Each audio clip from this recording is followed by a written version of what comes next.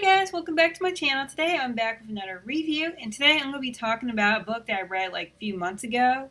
And this is a book that is like kind of like a follow-up from Witch. And if you haven't read Witch yet, I do have a video about it that I recently did this week. I have a link right there. It's right somewhere around here that you can check it out. So if you haven't watched it, don't watch this review because I don't want to give anything away. So anyway, what I'm going to be talking about is the sequel, Windwitch. And I actually really enjoyed this more than Witch itself. I mean, Witch, you already know I love it. It's like now one of my all-time favorite series now. But this one kind of like blew me out of the water. It actually picked up. And for anybody who hasn't read it yet, takes place like after the events that happened in the last book. Let's see, like the Truth Witch, Sophia, is pretty much like agrees to take the pact to go with the Iron Witch because in return for her giving land to Marique's kingdom.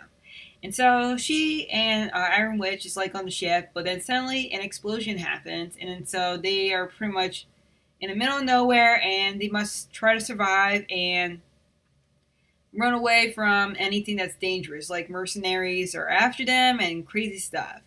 On the other side of things, we also got Marique, who pretty much is on a ship also, and his ship gets blown up too. And so he also discovers that somebody's after him, and there's also things going on in his kingdom that he must go around, try to find out what's happening.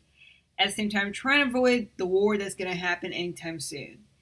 Let's see. And then also we pick up with Isolde, and she pretty much is forced to team up with another character that she least likely would want to team up with, the Blood Witch. And they both are forced to work with each other in order to find Sophia. And this leads them to like a lot of things happening and adventure, action type of stuff, and things happen.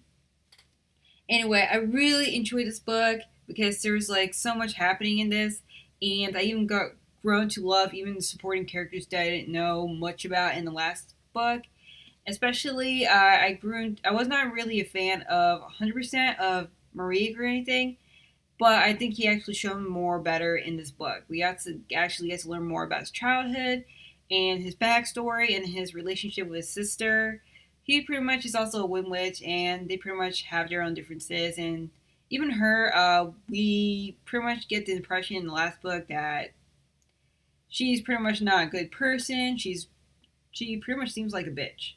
But in this book, it kind of like gave me another whole aspects about her.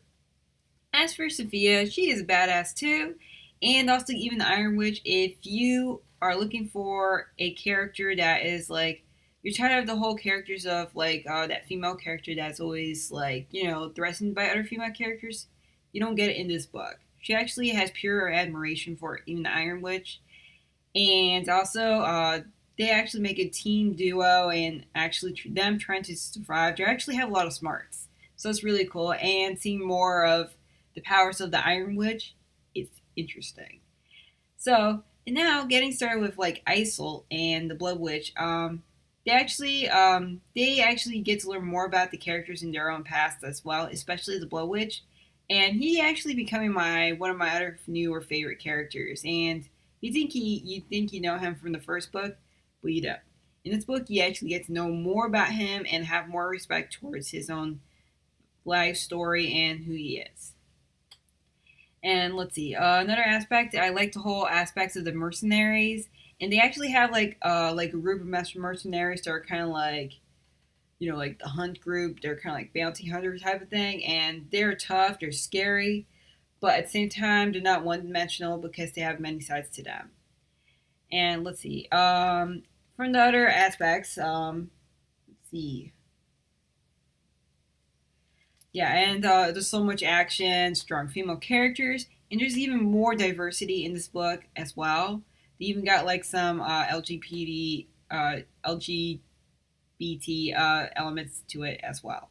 So I actually really liked this book, and I had so much fun reading it. It was fast-paced.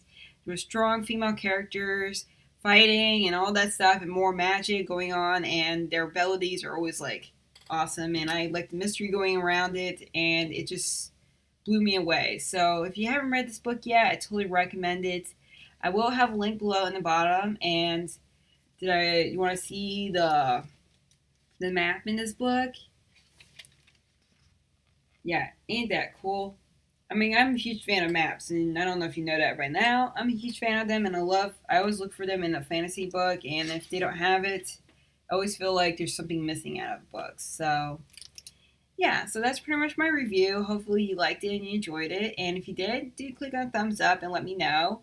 And if you have read the book, let me know in the comments below and what you thought about it. And if you want to check out more of what's going on this channel, more book reviews, bookish stuff, and also some vlogs and other things, do subscribe because I'd love to have you around. So until next time, keep on reading.